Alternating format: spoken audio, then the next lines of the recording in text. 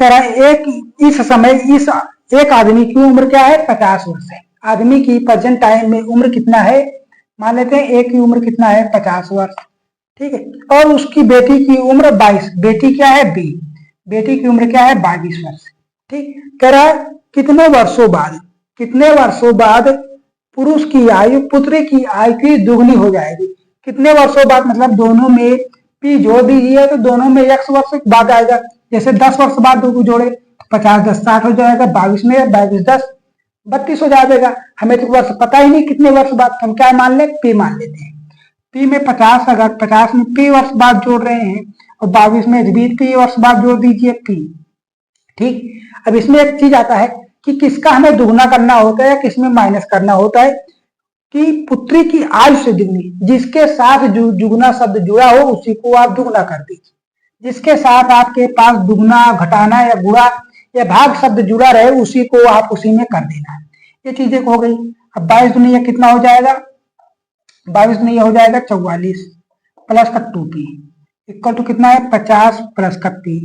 अब p इधर minus जाएगा, कितना आ जाएगा p आ जाएगा 22, इधर आप 50 44 इधर आएगा, क्या आ जाएगा 6 आ जाएगा।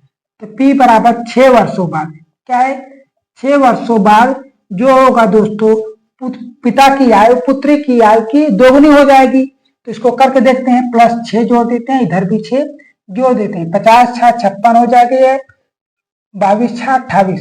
अब इसका दुगना बन रहा है ना 28 दुना या 56, तो मतलब दोगुने में बन रहा है 6 वर्ष बाद पुत्री की आयु पिता की वर्ष की आयु की आधी हो जाएगी, या फिर आप कह सकते हैं 6 वर्षों बाद पिता की आयु पुत्री की आयु की दोगुनी हो जाएगी। यहां तक चीजें क्लियर हुई।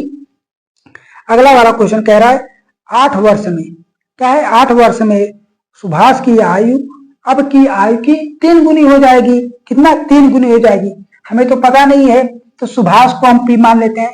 अगर सुभाष की आयु को क्या मान ले, सुभाष को अगर हम p मान ले तो सुभाष की वर्तमान आयु क्या है p, ठीक। सुभाष की आयु क्या है p, 8 वर्षों मतलब 8 वर्ष बाद, ठीक 8 वर्ष जोड़ दिए, अब की आयु की कितनी हो जाएगी 3 गुनी हो जाएगी। अब की आयु कितना है, अब की आयु p है, इसका 3 गुना हो जाएगा।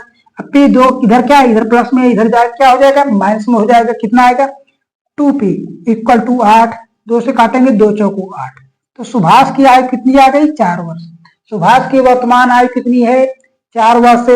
अब कह रहा है कितने वर्षों बाद सुभाष की अब की आयु की 5 गुनी हो जाएगी। अब की आयु को 5 गुना करना है, कितना 5 गुना करेंगे तो 20 वर्ष आ जाए, 20 वर्ष आएगा। या 20 वर्ष कितने वर्षों बाद आया है, या 20 वर्ष कितने वर्षों बाद आया है, जब इसमें से 4 माइनस करेंगे तो दोस्तों 16 आ जाएगा। तो आप कह सकते हैं सुभाष की आयु 16 वर्षों बाद अब की आयु की 5 गुनी हो जाएगी, ठीक है। अब की आयु की 5 गुनी हो जाएगी। अब ऑप्शन में क्या मिला, ऑप्शन नंबर सी बिल्कुल ठीक है। क्या है ऑप्शन नंबर सी बिल्कुल ठीक है। अब आ गया दोस्तों औसत वाले क्वेश्चन। क्या है औसत वाले क्वेश्चन जो बन रहे हैं आपके आयु से रिलेटेड। तो औसत वाले क्वेश्चन को हम कहां पे बना लेते हैं, यहां पे बना लेते हैं। कह रहे एक्स वाई और जेड की वर्तमान औसत आयु कितनी है 44 वर्ष है। औसत बराबर क्या होता है, सभी का योग बटे कितने पद हैं उनसे भाग दे देना है।